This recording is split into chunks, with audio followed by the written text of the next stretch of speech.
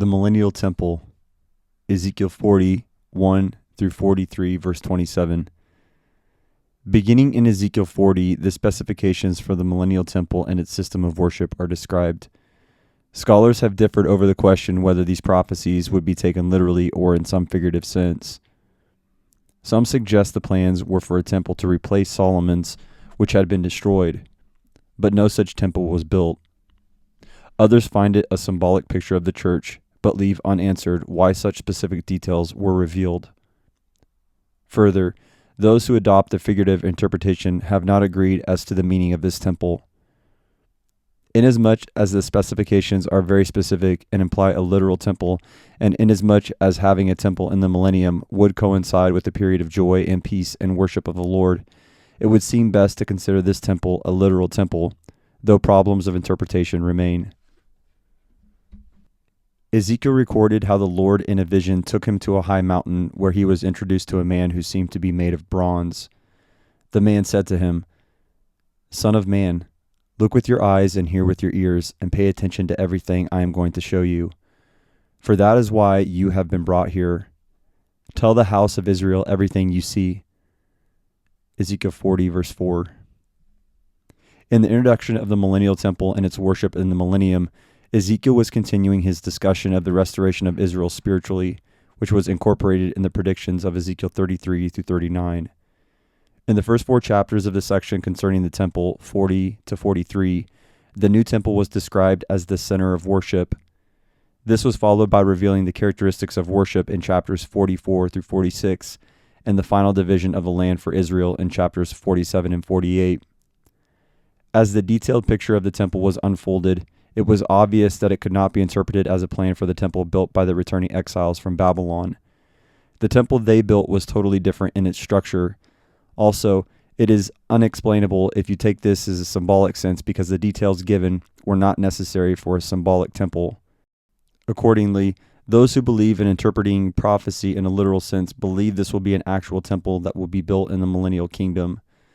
There may be a previous temple built on different specifications in the period of the Great Tribulation before the Second Coming, as the sacrificial system of offerings was restored and then stopped by the political developments, but it will not be the temple that is described here in Ezekiel. Before considering the details of the temple, the question may be fairly asked, why is the millennial temple revealed with so many details? The answer seems to be that it will be the symbol of God's presence with his people as he promised to be with them at the time of the millennium.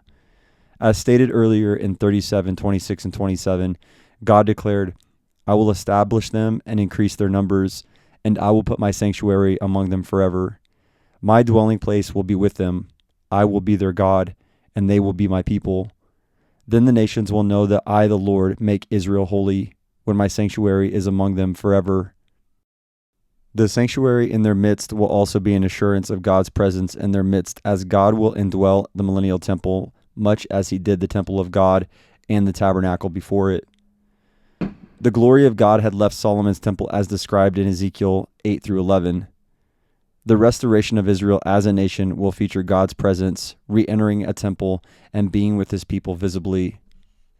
In keeping with the promise of the new covenant, 37 verse 26, the temple will be the visible evidence of God's presence. Such a large temple is in keeping with the other promises of God's presence and blessing in the millennial kingdom and Israel's restoration to their land. Though the details of the construction of the temple are not in themselves of prophetic significance, putting these details together involves a description of a building that has never been built in the past and that will be the centerpiece of God's plan for the kingdom when Christ returns. Its size far exceeds anything that was known in previous temples. As described in Ezekiel 40, verse 5 through chapter 42, verse 20, the outer dimensions of the temple complex will form a square 875 feet across and in length. The temple will face east, as did the tabernacle and the temples of Solomon and of the exile. The south, east, and north sides will all have an outer wall. 30 rooms are also built on the second and third levels. The temple itself projects from inside the western wall of the temple complex toward the east, and except on the western wall, it has outer courts on 3 sides, south, east, and north, 175 feet wide. The rooms inside the temple area are assigned to their respective uses, including the temple proper in the center with an inner court in front of it extending to the east. The details, while not prophetic in themselves, together give a tremendous vision of the central place of worship in the millennial kingdom. Ezekiel, who recorded this vision of the temple, was given what amounted to a tour, which prompted the detailed description. He was led by an angel described as a man whose appearance was like bronze. 40, verse 3. The measuring rod used by the angel was 6 cubits long, with the rod being approximately 21 inches in length. The total measuring rod, therefore, was about 10 feet, 6 inches. Ezekiel entered through the eastern gate. There was also one gate on the south and one on the north, corresponding to the gates of the outer court. Solomon's temple had a gate only on the east. As Ezekiel comprehended what he was seeing, he was informed concerning the measurements that were mentioned in the scriptures. After the outer court was measured, Ezekiel recorded that the angel measured the inner court. Each of the gates had tables set up on either side of the entrance for the purpose of slaughtering the sacrifices, with 8 tables, 4 on each side, being available in each of the 3 gates. One of the exegetical problems of Ezekiel's temple is the fact that sacrifices will be offered in the millennium. This has often been considered a contradiction of the fact that Christ is the one sacrifice that takes away sin, inasmuch as his sacrifice caused the Mosaic law of sacrifices to be abolished. Why then is the sacrificial system predicted here? Though some have attempted to explain this by symbolic explanation, actually the explanation of a literal interpretation is quite clear. It should be observed that the sacrifices in the Old Testament did not take away sin. They were prophetic, looking forward to the death of Christ, who was the final sacrifice. In the millennium, apparently, sacrifices will also be offered, though somewhat different from those required under the Mosaic law, but this time the sacrifices will be memorial, much as the Lord's Supper is a memorial in the church age for the death of Christ. Though it is objectionable to some to have animal sacrifices in the millennial scene, actually, they will be needed there because the very ideal circumstances in which millennial saints will live will tend to cause people to gloss over the awfulness of sin and need for bloody sacrifice. The sacrifices offered will therefore be a reminder that only by the shedding of blood, and more specifically the blood of Christ, can sin be taken away. Ezekiel was not alone in referring to a sacrificial system in the millennium. Isaiah 56:7, Isaiah 66:20-23, Jeremiah 33:18, Zechariah 14:16-21, Malachi 3:3-4. The prophets therefore seem to be united in referring to a literal sacrifices in connection with a literal temple in the millennium. It is natural that a future sacrificial system in the millennium should raise objections. Bloody sacrifices are offensive to modern culture. Their use in the Mosaic covenant and before was, however, ordered by God himself as a typical religious rite that pointed to Christ. Any attempt to spiritualize the temple as well as the millennial sacrifices runs into major difficulties with the details revealed, as no satisfactory explanation can be offered that accounts for the details of the prophetic revelation. If bloody sacrifices were proper as typical illustrations of redemption in the Old Testament, they are also proper as a memorial to the death of Christ. 2 rooms were mentioned specifically that were designated for the use of priests. Ezekiel 40:44. The angel also measured the most holy place and also the inner sanctuary, into which Ezekiel could not enter. Various other details are mentioned concerning the most holy place, the interior, and the rear buildings. Ezekiel 41:1-26. As recorded in Ezekiel 42, the chambers of the priests and the temple itself were measured. The total dimensions of the temple are tremendous and exceeded by far any previous temple that had been built for Israel. Climaxing the tour of the temple, Ezekiel prophetically saw the return of the Lord and the glory of the Lord filling the temple. Ezekiel 43:1-5. God declared that this temple will be his residence and his throne. Verse 6 and 7. God promised that the temple will be kept holy. Verse 8 and 9. Ezekiel was instructed to describe the temple to the people of Israel, including its various aspects of design, that they may be faithful in building the temple when the time comes. Verse 10 and 11. The area around the temple was also going to be declared most holy. Verse 12. Ezekiel also described the details concerning the altar of sacrifice. Verse 13-17. In the next section, Ezekiel described a detailed program of how to consecrate the priest and the people, verse 18 through 27. A 7-day period of offering bulls, goats, and rams would sanctify the priest and the temple, somewhat similar to how the tabernacle was consecrated by Moses and to how Solomon consecrated his temple.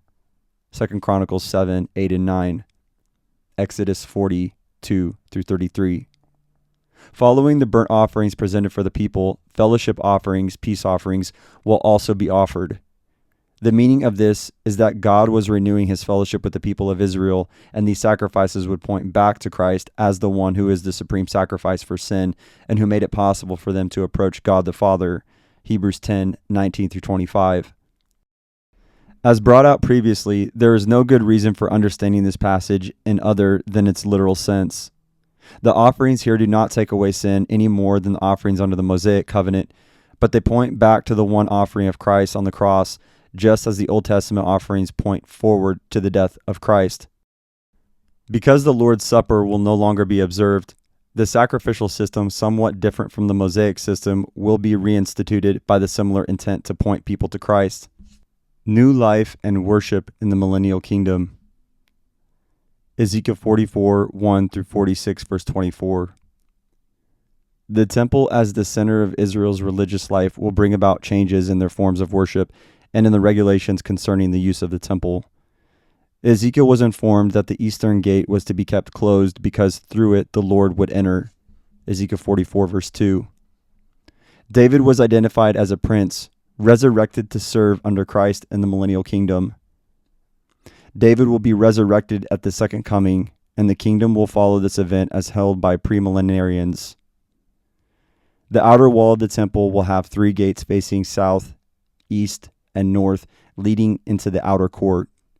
Because the prince will enter the eastern gate, the gate itself will be closed except for him, and all others will enter either through the north or the south gate. In the present wall around the city of Jerusalem, including the wall that is near the temple site, there is only one gate on the eastern wall, which has been closed for many centuries.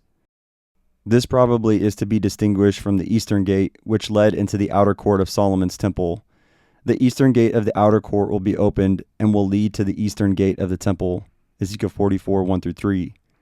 The present gate in the wall of Jerusalem does not correspond to the gate of the millennial temple, but it will undoubtedly be opened to the Lord when he comes. The angel referring to the man who had been showing Ezekiel the temple brought Ezekiel to the front of the temple and through the north gate. Ezekiel 44, verse 4. Ezekiel 40, verse 3 and 4. Ezekiel then witnessed the Lord's glory filling the temple, verse 4, causing Ezekiel to fall on his face. God instructed Ezekiel to communicate to Israel that she was not to defile the temple as she had defiled the temple of Solomon by bringing in foreigners and wrong practices and not observing the laws concerning the sacrifices. Verse 5 through 8. All foreigners are to be excluded from entering the sanctuary. Verse 9.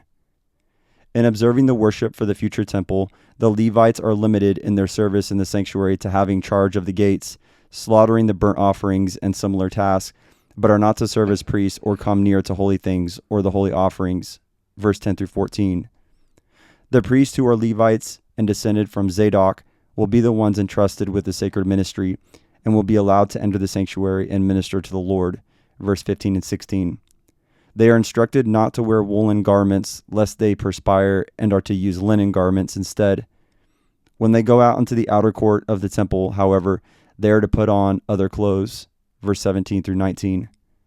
Further instructions are given that they should not shave their heads or let their hair grow long, not drink wine when they enter the inner court, and not marry widows or divorced women, for they are to teach the people of Israel the difference between what is holy and that which is not holy. Verse 20 through 24. As was true under the Mosaic code, the priest is not to defile himself by coming near a dead body. If this becomes necessary, he is to cleanse himself for 7 days before again preparing offerings to the Lord. Verse 25 through 27. The priests are not given an inheritance, but are to be supported by the offerings that the people bring, which will be food for them. Verse 28 through 31.